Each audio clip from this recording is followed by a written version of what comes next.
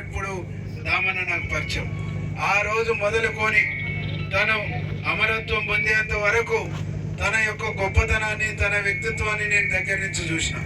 దూరం నుంచి చూసినప్పుడు అమ్మో దామన్న అని చెప్పేసి మనందరికి ఒక పులిలాగా భయపడటం. దగ్గర పోతే ఆయన ప్రేమ, ఆయన అభిమానం, ఆయనకు ప్రజల పట్ల ఉన్న అంకిత భావం, కోట్లాది రూపాయల వందలాది ఎకరాల భూముల్ని రాజకీయాల కోసం, ప్రజల కోసం దారదత్తం చేసిన ఏకైక నాయకుడు ఈ జిల్లాలో కాంగ్రెస్ పార్టీలో రామరెడ్డి దామోదర్ రెడ్డి అని చెప్పేసి మనం సగర్వంగా చెప్పుకోవాలి. కాబట్టి అట్లాంటి నాయకుని కొడుకు ఈరోజు మీకు సేవ చేస్తా, సర్వీస్ చేస్తా, నానా ఆశయాల్ని ముందుకు తీసుకుపోతా అని చెప్పేసి మేము ముందుకు వచ్చిండ్రు. మీరందరూ అండగా ఉండండి, కాపాడుకోండి, రక్షించుకోండి.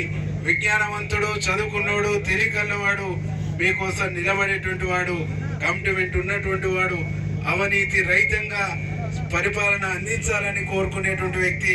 ఇట్లాంటి వ్యక్తులు మనకు కావాలని చెప్పేసి మీ అందరూ కూడా విజ్ఞప్తి చేస్తూ, ఉడతా భక్తిగా నా వంతు సహాయ సహకారం ఎప్పుడున్నా తప్పకుండా సర్వోత్తమ్ రెడ్డి గారి పక్షాన నా వంతు సహాయ సహకారం ఉంటుంది. ఆల్రెడీ ఉత్తమన్న అండదండ ఉంది.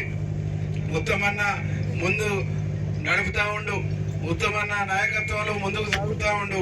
వారితో పాటు అవసరమని భావించినప్పుడు మేము కానీ నెకరకల్ నియోజకవర్గంలో ఉన్న కాంగ్రెస్ పార్టీ 100% ఉంటుంది, 100% అండగా ఉంటుందని చెప్పేసి మీ అందరూ కూడా విజ్ఞప్తి చేస్తూ, మా పెద్దలు కోమటిరెడ్డి వెంకరెడ్డి అన్న గారు కూడా 100% మీకు సహాయ సహకారాలు ఇస్తారు.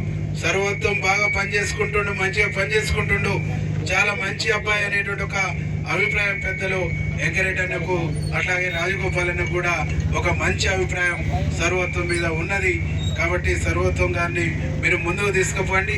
మన ప్రభుత్వం, మన కాంగ్రెస్ ప్రభుత్వం గుండెల మీద చేసుకొని ఛాలెంజ్ చేసి ప్రతి కాంగ్రెస్ కార్యకర్త, నాయకుడు మనం గంటా పదంగా చెప్పవలసినటువంటి అంశం ఏంటంటే 8,10,10,000 కోట్ల పైచలకు అప్పు చేసి